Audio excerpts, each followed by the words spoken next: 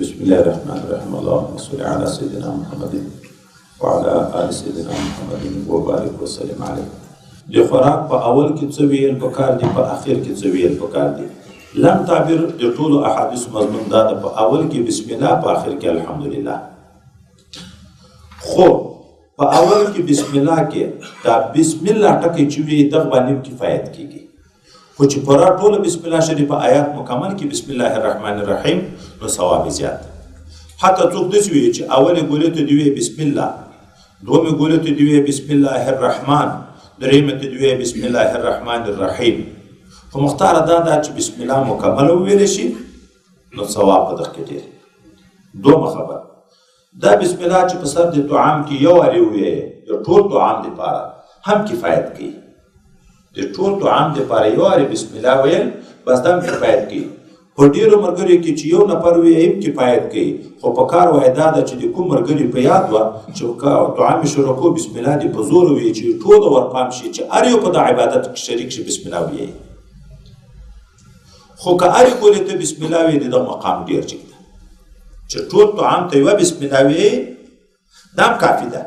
د برکت ذریعه د شیطان منې کېږي، خو که هرې ګولې ته وایي نو دا مقام ټیک ده. دغه شان په اخر کې د طعام که د هرې ګولې نه وروسته الحمدلله وایي دا اعلی مقام ده. خو که د ټول طعام په اخر کې یو الحمدلله وایي، صرف الحمدلله چې وایي صرف بس دا هم کفایت کوي.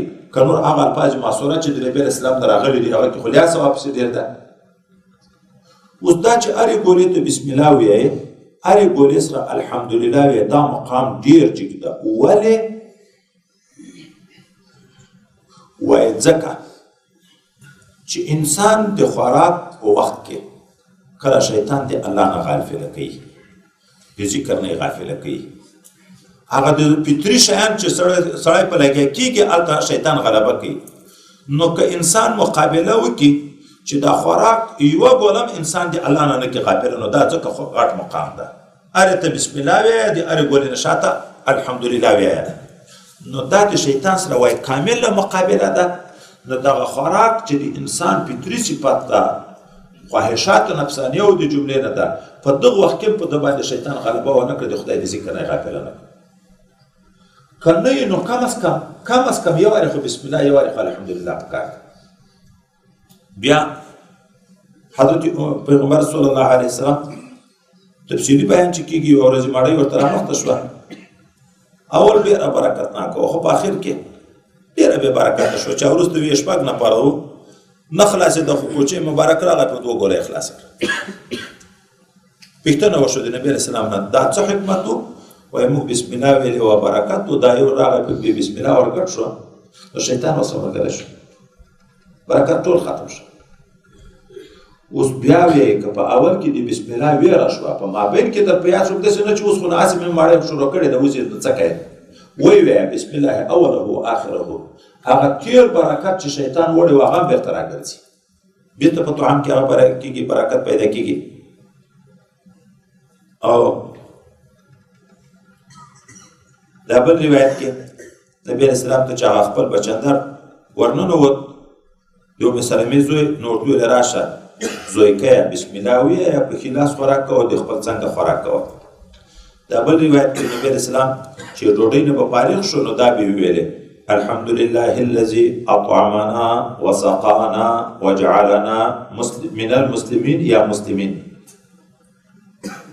خبره په ماړۍ کې ده، دی د اوبو شکر هم ادا کوي او د اسلام شکر هم ادا کوي. د ماړۍ نه بعد هلته عنوان دا ده چې ماړۍ نه بعد او هلته د اوبو د چې کله شکر هم ادا کوي. نو دغه دوې وجې دي. یوه وجه دا وي چې مقصوداً خو دلته د طعام بحث ده، خو چونکې ماړۍ سره غالبا اوبه هم چکل کېږي، غالبا نو هغه هم نعمت ده. نو ځکه په حدیث کې دعا کې یې ته اشاره وکړه لکه د ماړۍ شکر چې ادا کوي د الله تعالی د اوبو شکر هم ادا کړه. او یا عنوان که د طعام د خو طعام هم د خوراک ته لکه طعام چې ویل کېږي چې کله ته طعام ویل کېږي څنګه ویل کېږي؟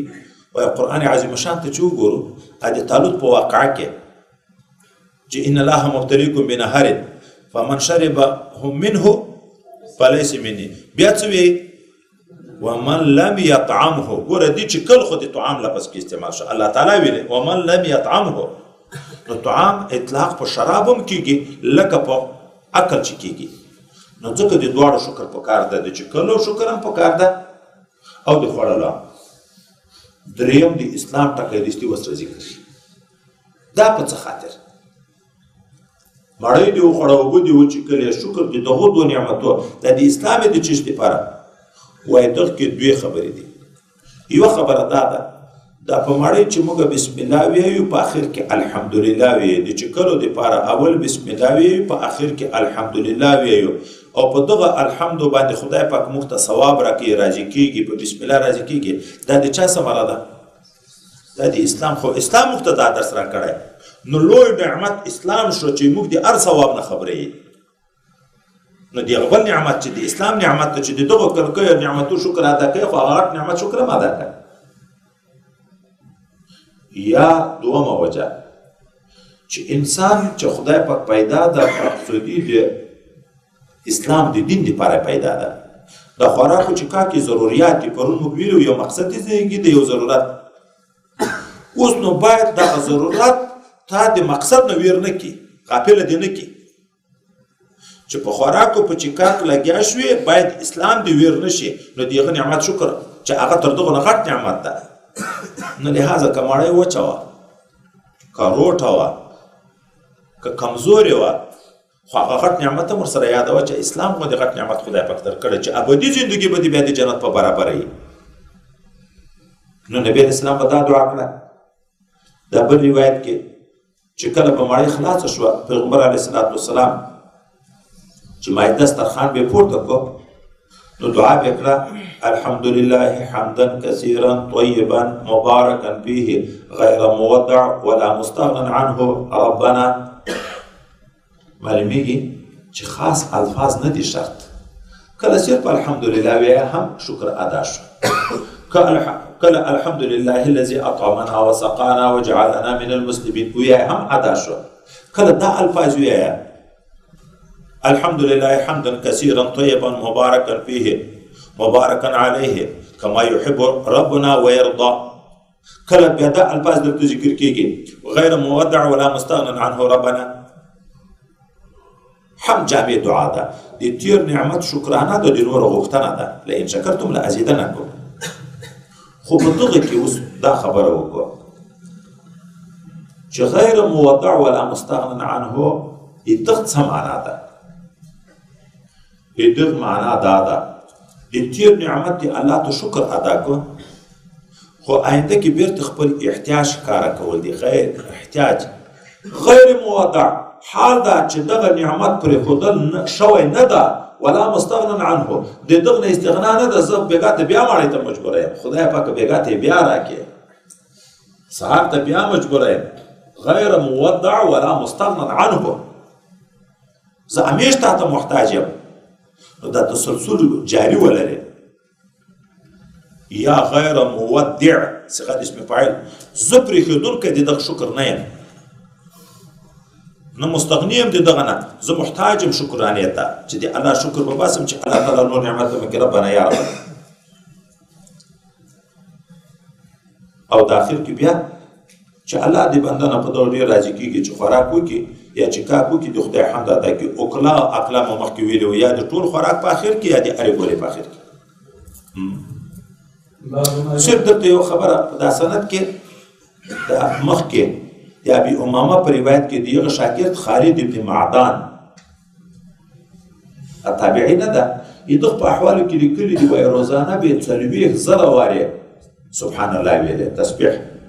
حتی چې مړ شو، دا ځای مهم ده، دا در سره نوټ کړئ چې مړ شو مرګ نه بعد د غسل په حال کې دغه ګوته په تسبیح چې په ژوند کې به ذکر پکوه، حساب به پکوه، د مرګ نه بعد هم په لګیا د خپل ذکر کوي. 40,000 وارې په ورځ کې وایي تسبیحات ویلې چې کله مړ شو دغه د مرګ نه بعد د غسل دپاره ناست یې د غسل ورکوي، د خپل مسبحې ته حرکت ورکوي، خو خلک غږ نه اوري، خو د هغه کیفیت باندې چې هغه ذکر کې په دنیا کې به دا ګوته خوروله په هغه شکل باندې لګیا ده خوري. مواهب لیکلي دي